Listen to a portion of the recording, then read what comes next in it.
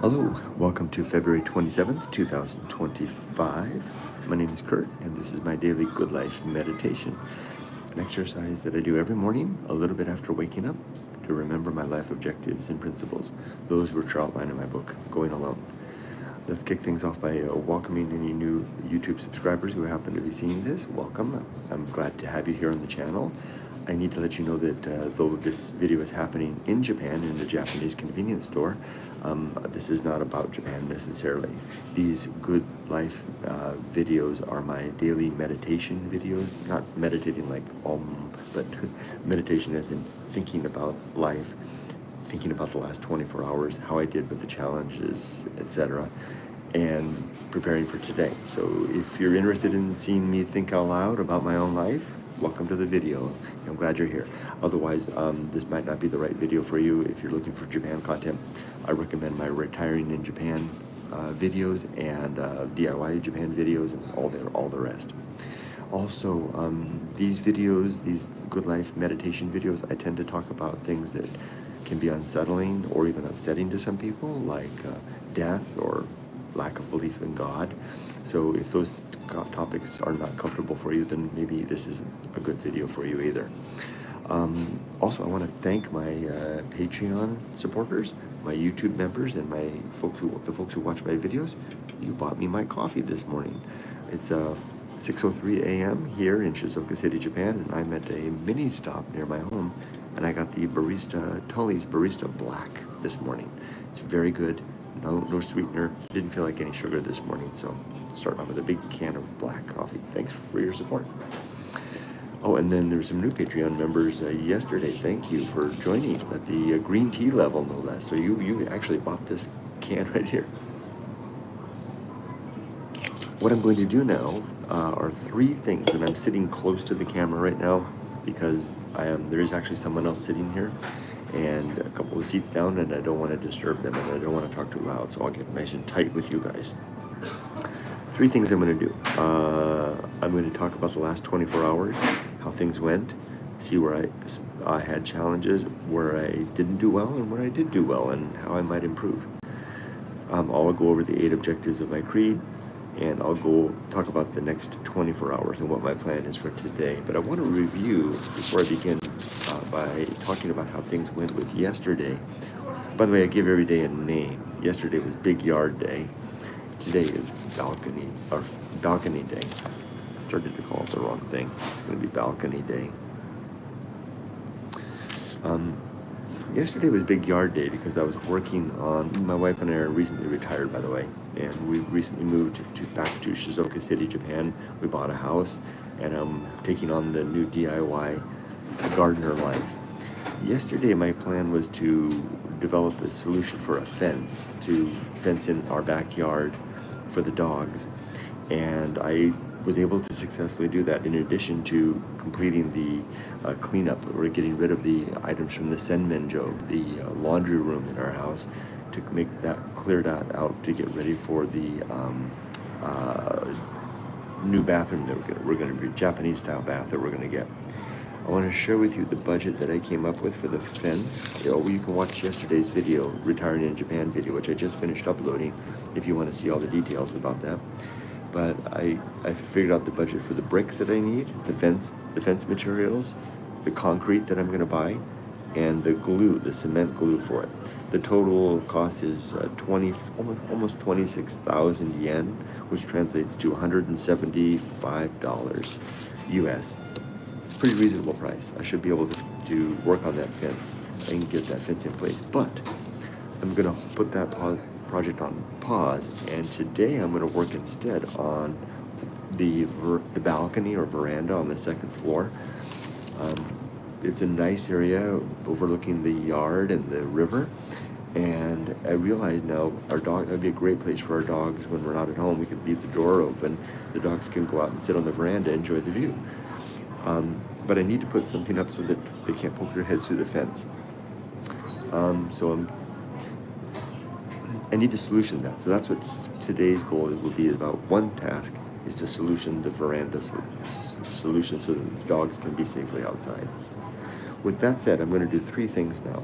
I'll talk about yesterday, go over the creed, and talk about the next 24 hours. As for yesterday, there's really only one thing that challenged me that's worth noting, and that was a communications misunderstanding with my wife in the evening after our dog walk. We've been together a long time, 38 years, and I attribute some of the success of our marriage to the fact that we're from two different cultures. Japan for my wife, United States for me, different languages, different cultures. One of the blessings in that is that we can rarely assume things about one another. We learned early on in our marriage to address miscommunication because often there was a cultural element or a language element that was the problem. So yesterday during our walk, my wife and I had an exchange that I felt didn't go as well as there could be some misunderstanding there. So when we got back home, after we settled the dogs, I went to talk to her about it, explained to her my concern, and then a little later she came to me and she explained to me her perspective, and it was a misunderstanding, as these things typically are, of a misunderstood intent. And so I'm pointing this out because this is an example of a problem that instead of letting it fester, I found a tactful way to explain it, communicating very carefully and hopefully clearly in my wife's second language, English. That's why I have to be so careful, because I'm relying on her to go through a challenging situation. My Japanese isn't up to par for that. To come in her second language, which is a great burden for her. So I thought about how to communicate it. I did that. She took time, as she usually does, and I'm familiar with that. She needs time to digest these things and then come back. We're not the type of couple that has back and forth through difficult stuff. We share one. It's like a chess game rather than a ping pong match. Some couples communicate like ping pong match. Some, like my wife and I, we communicate like chess players. I offer my position. She takes time. She'll come back with hers, and back and forth. And I've become very used to that over the years. And what this does is it allows each of us to digest the perspective of the other, sort out any issues, and then formulate a response. It works very well. So a half hour later, my wife came to me with her response, and we came to the understanding that it was just a miscommunication. We moved on, and that was that. I'm pointing this out again because the purpose of this exercise is to see where the rough patches were in the last 24 hours, or where the good patches were. In this case, it was an example of a rough patch and a good patch. A rough patch where we had a bit of miscommunication, a good patch where we effectively communicated together to come to an understanding of where the miscommunication was, and now that's in the past. This is something that's been repeated in our marriage over and over across the years. It's pretty rare now that issues happen now. You know, the type of thing that requires that type of a dialogue now between the two of us will happen once every year and a half or 2 years. I can't remember the last time we had that talk. So it's pretty good that I guess that says that over the years, we've figured out how to talk to one another, and we've also figured out how to address the issues when they come up in a mature adult-like manner. That's all I have to report from yesterday, other than the fact that it was just an incredibly great day. I am really starting to love being retired and really be happy back in Japan, and the home that we bought is turning a corner. It feels, we've owned it now since January 29th. It's now the 27th. So we've owned it for almost a month. And for the first 3.5 weeks, I felt like I was in somebody else's house, stranger in somebody else's house, like walking through the halls like this is somebody else's house. Yesterday and the beginning of the day before yesterday, and then yesterday in earnest, really started to feel like my house. Like yesterday I found it after we had left to go for our dog walk. It was dark outside.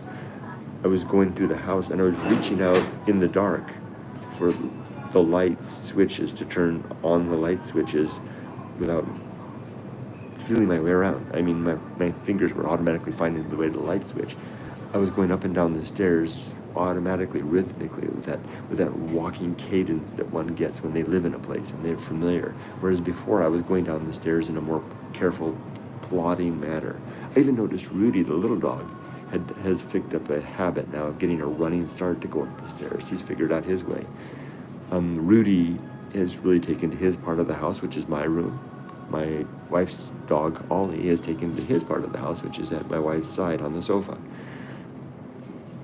The house is becoming ours, in spite of the fact that we acquired it with all the furnishings of the people that lived there before, which slowed things down. If we had not done that, if we had insisted on the house being cleared of all their goods, then the adoption curve, for lack of a better term, would have been quicker, because we wouldn't have had to spend all the time going through other people's belongings. You know, their clothing, their photos, their art from their school-age kids, all that stuff really does make it hard to make a new home our own when we've got another life ahead of us, right? That we're basically, trampling on and disposing of in the process. So yesterday was a big day, and here's another thing. I hope I'm not repeating myself, but it's a slightly different tact on the retirement thing. For the first 2 weeks, I said it was bliss. After that, I've been retired now for 10 weeks. And then after that, it was kind of a meteor period where I was like, what the hell? What am I doing? Where am I? Who am I? What's my purpose in life? That's all kind of now passing into, like, I took a photo yesterday at the side of the road. Just parked at the chimney. I literally was coming back from the dump, and I just pulled off. I saw a little road, and I pulled off to the side, parked, and went for a long walk with my coffee.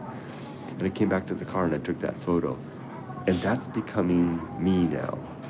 Very relaxed, at peace. I'm not thinking about work anymore. I'm not so much, feeling like I'm missing something. Like, because that's part of what it was before, was like not during the weekdays, like feeling like, everybody else is at work. What am I doing? Like I'm playing hooky or something like that. And I don't feel like that now. I feel like this is my life now. And even Yumiko was commenting yesterday. She said, I can't wait. I really can't wait, Kurt, until I can get to the point where I wake up in the morning and decide, am I going to bake cookies this morning? Am I going to work on some project in the house? Am I going to, water the flowers? And not have to think about anything else. And I told her, me too. Just the idea of spending a whole day in the house or the garden, especially now that we've got the land next to the house. We've got this huge piece of land. It's like you could fit another 2 houses on it. That's our canvas now for the making. Boy, that just really changes things. I've really turned a corner. I'm starting to feel retired. And I heard from, I'm subscribed, my whole YouTube subscription list has changed. I've changed from, before I was following YouTubers who are living this life in Japan, homesteading, DIY, etc. Now I'm getting a new category of YouTubers who I'm following that are not necessarily related to Japan. They're retired 60-somethings. Basically people who have, people like me, who are talking about and they're not necessarily in Japan. They're talking, look, I just got that message on there. I got to take my work calendar off my phone. Change management meetings starting in 15 minutes. Have at it, guys. Man. And before, when I would see that message, because I don't know why I've done this, but I've kept my work calendar on my phone. And so the regularly scheduled recurring meetings that I used to have are still popping up. And so throughout the day I see, and that's partially what probably caused me to take a while to get used to being retired, was that I kept seeing the meetings were starting without me.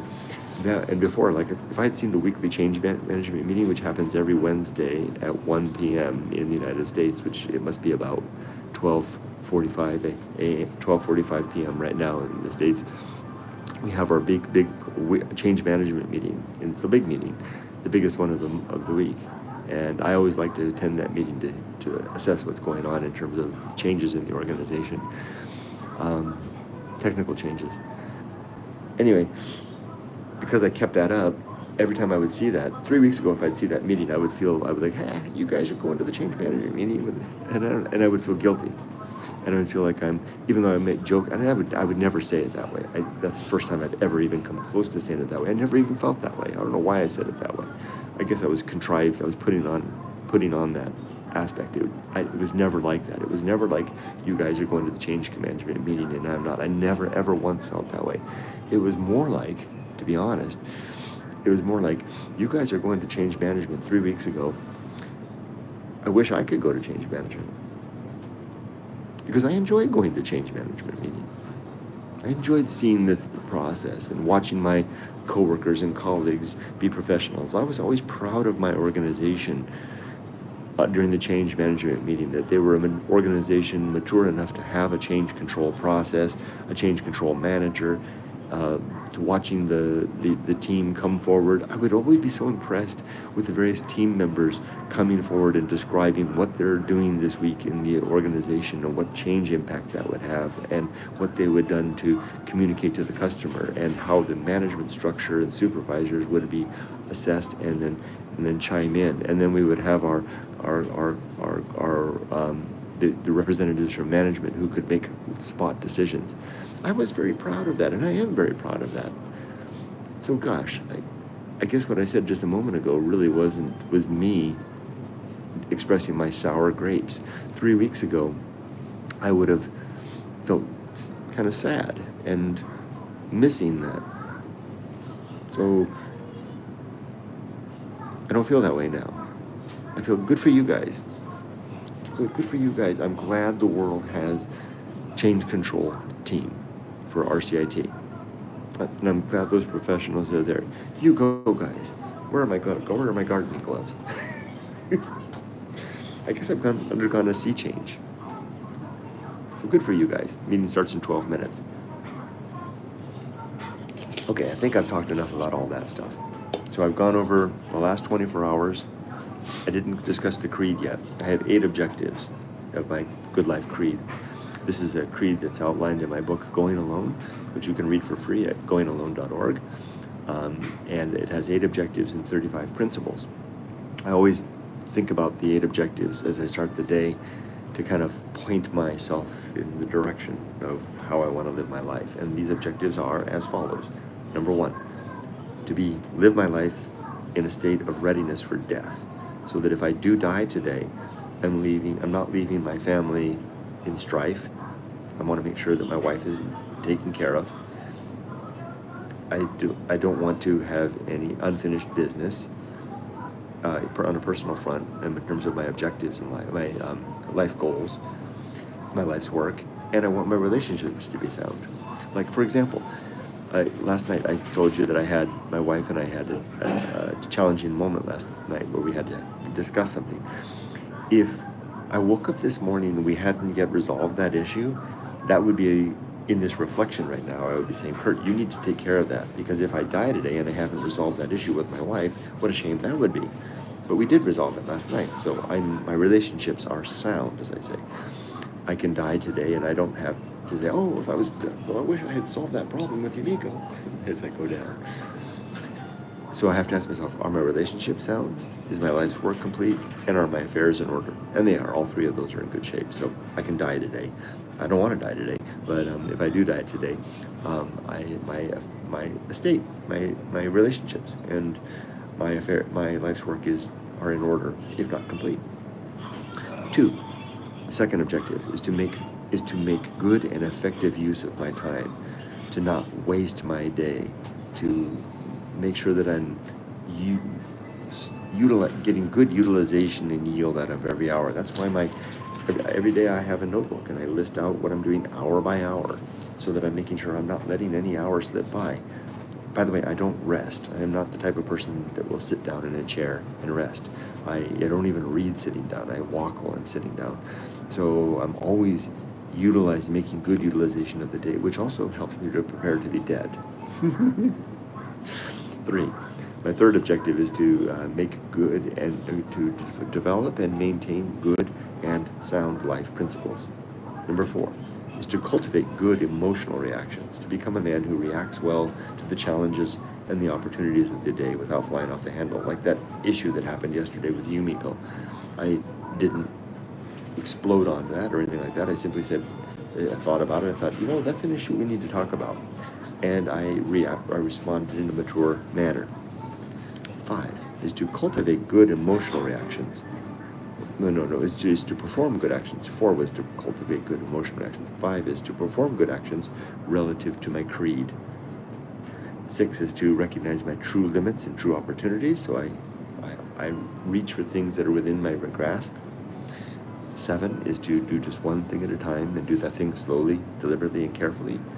And number 8 is to keep my balance so that I don't stumble mentally or physically as much as possible. Now with that, the last thing I need to do is talk about the next 24 hours. I try to be reasonable in my objectives for my goals for each day. And I have one goal today. I'm going to put a pause on the fencing in the backyard. Instead, I'm going to work today on the veranda, or balcony, or whatever you want to call it, up on the second floor of our house. Both Yumiko and I have our own rooms. We have our bedroom, and then on the upstairs, and then we each have our own rooms. And each of our rooms opens onto a common veranda overlooking the backyard and the river. And I want to set up that veranda so that we can go away in the day and leave the door open upstairs, and the dogs can go in and out and sit on the veranda and look at the river and the trees and the birds and the bamboo forest and enjoy all of that. But I don't want them to stick their head through the fence and fall out. So I need to solution that. That's what I'm going to do now. I'm going to finish up this video in a second. I won't be meeting Yumiko for another 20 minutes to take the dogs for a walk, so I'll walk around the park a little bit, and I'll think about options. I'll maybe chat with ChatGPT about options for I want to fence it off in such a way that they can still see outside. So I'm thinking maybe maybe a little lattice. Maybe I'll go back to Jumbo Encho and there was just a hardware store, look at some options there. I'll find something. Maybe some chicken wire. No, that's ugly. I'll figure something out. Anyway, that's it for today. I've done my good life meditation. Let's read the comments. Speed Gimp. Hey, Speed Gimp. Howdy, Kurt. Good to see you. It's been a long time. Martina, there's another name I know from a long time ago. Hi, hello, good evening from Sweden. It's good to see you, Martina. Martina goes on, your house looks very cozy. Does your daughter live with you, or does she have her own house? Emily has her own home and her own life in Tokyo. So we live in Shizuoka City, and Emily has a lovely apartment, very convenient to a big train station in Tokyo, where she has her life. But we do have a room for her in our house. We gave her a room as well. So if she wants to come down and stay with us, she's got a room. Speed Gimp says, sounds like a bit of mind screw going through the fragments of someone else's life in what should be your own space. Yes, exactly. That's what it was. I didn't foresee that coming. They offered us a significant discount on the purchase price of the house if we would accept all of their possessions, and which we did. We took that discount, but then, like you said, it was a bit of a mind screw to try to settle into someone else's house that is fully furnished with their life that they've given up on, no less. It's very interesting. Well, thank you everybody for joining. Martina and Speed Gimp, it's nice to see your comments. Speedy, it's so long. Boy, you've been with me forever. I appreciate it. I wish everybody the best. And then Old Tasty says, we had to stop going to estate sales because of the emotional overhead and high Kurt. Yeah, they do. There's a lot of emotional overhead in that. Interesting though, isn't it? Have a good day, everybody. Be safe, but not too safe. And see you tomorrow if you choose to join me again. Take care.